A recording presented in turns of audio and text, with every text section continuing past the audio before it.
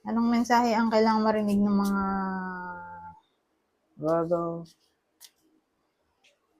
mula November 3 to 9, 2024? Pwedeng nangyayari na to o mangyayari pa lang. Kung hindi man para sa inyo itong magiging reading, di baka para sa someone na malapit sa inyo o sa someone na kakilala nyo mismo. Baka may lumabas na gender mamaya. Gawin nyo na lang energy, masculine at feminine energy. Pwede rin naman na huwag nyo napansinin ang gender. Hindi ko masasabi kung anong magiging reading, kung positive ba o negative. Depende sa kung anong mapipick up po energy. Kung hindi man mag-resonate sa inyo to, edi i-adjust nyo na lang ang video, hanapin nyo to kung hindi pa rin nandito na ito ang last deck. So magsimula na tayo.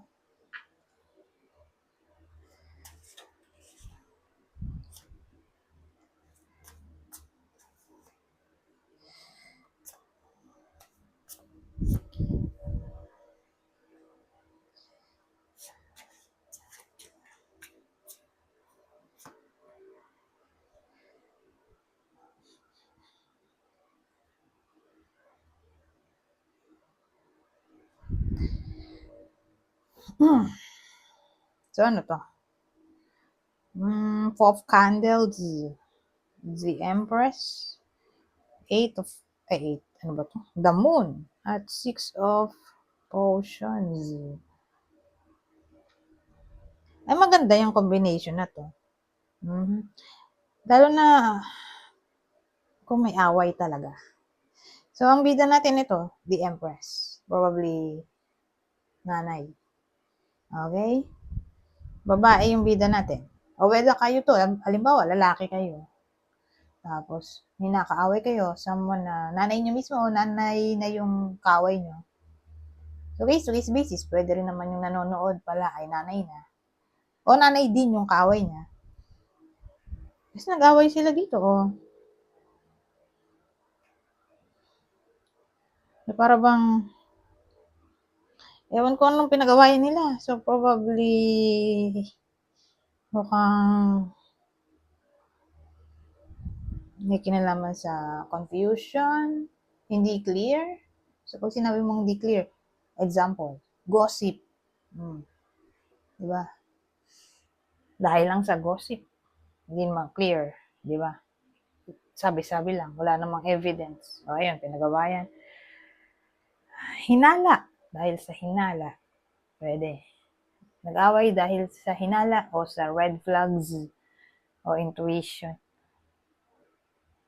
Anything na para bang wala kang clarity. Talagang kutob lang. Kutob. O nakakita ng warning signs. Ano pa bang pwede nating idugtong dito sa damon?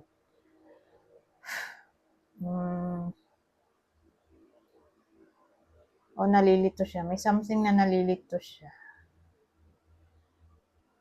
Kaya nga confusion. Na yun yung pinag-awayan. O takot siguro. Illusion. Something na parang illusion. Mystery.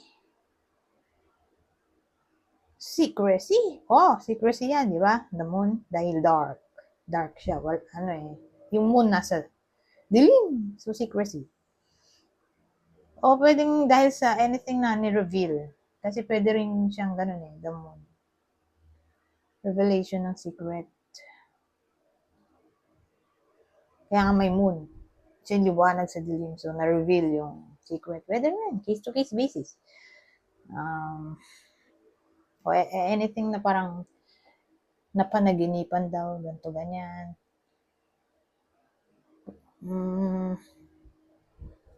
Ano may isip Pero, depende nga. Cheating. Pwede rin naman dito sa damon. Ngayon, kung ano man yung naging problema dito sa damon, Six of Potions na tayo. So, Six of Cups ay usually restoration o healing.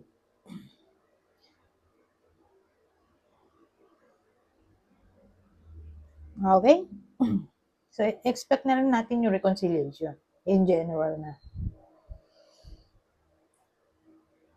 So, kung mag-ex, pwede rin naman. Kasi may nabasa ko rekindle, ano ba yung specific na sinabi? Rekindling of old, ano yun? Old flame? Basta ganon, old flame. So, parang rekindle ng mag-ex.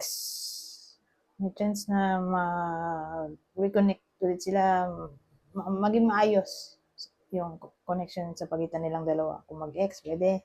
So, depende sa kung sino nakaaway nga ng iba sa inyo. Pero ang mahalaga ay may chance na ma-restore pa yung connection o mag-heal. Okay? Buti na lang at dyan dumikit o umeksena tong 6 of cups natin sa dulo. Okay? So, pwede rin may acceptance na ng naging problema. Kaya, doon lalabas o magsisimula ang forgiveness o peace. Ngayon, dito na tayo sa susunod na deck.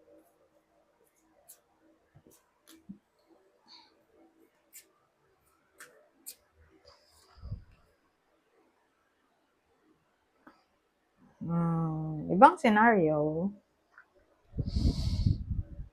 sabihin natin nagkaroon ng cheating o example lang. Kunin nyo lang yung info na sa tingin nyo ay fit sa sitwasyon nyo o sa kakilala nyo. Ha? Hindi to tumama sa inyo, baka dun sa kakilala nyo. Na yun nga, halimbawa nagkaroon ng cheating. Whether relasyon lang o kasal. Na ito nga, maayos pa yan. Oh. Kahit dun sa tarot, di ba? Sa 6 of Cups. Parang reiteration lang to na mabubuo pa ang relasyon. Lalo na kung recently lang nangyari, di ba? As in, fresh na fresh pa yung problema. Ay, maayos pa yan. Pagdating sa work, depende kung nasa ng commitment. Kasi nga may iba na single, di ba? So, syempre, ang commitment niyan ay sa work. Pero may iba naman na wala ring work. Paano yun? So, depende nga kung nasa ng attention niya. Okay? Na parang doon pa rin yung attention niya. Mananatili doon. Pero kung naghahanap siya ng work, di ba? Why not? Kung maghahanap ng work yung jobless, kung mag-apply siya, papalarin, kung may trabaho na, may something na brilliant siyang magagawa. Brilliant, o may isip, brilliant idea. Pero malaki ang chance ng success, promotion, para sa iba sa inyo. Depende. Okay? Sa sitwasyon ng iba sa inyo. Kung naglalakad siya ng promotion, di ba? So, kung naglalakad, so, ang dating mukhang may chance naman dahil sa presence ng key. Kumbaga, kung maglakad man siya, wala siya masyadong aberya na may experience, walang hahadlang.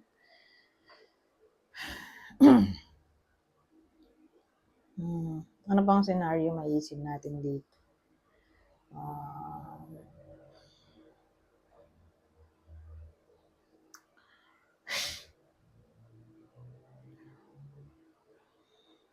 Baka, ano to, unexpected promotion. Mapapansin yung ano kasi galing consistency sa ginagawa. So, dahil dyan, maka-receive siya ng award, reward. So, yun na nga, promotion. O increase salary. So, kung naging masipag, syempre, nitong mga nakaraang buwan, probably lang ng mga araw. Depende kung commission-based di ba? Commission-based. So, matutuwa yung boss. Bibigyan ng extra money. Kung hindi commission-based, full-time job, edi, doon siya lalo tatama kung ano, matagal. Kasi kung full-time job, tapos recently lang naging masipag, edi malabo yun. Hindi ka mapapansin agad-agad pag ganun. So, kung full-time job, at buong taon naging masipag, mapapansin siya ng boss.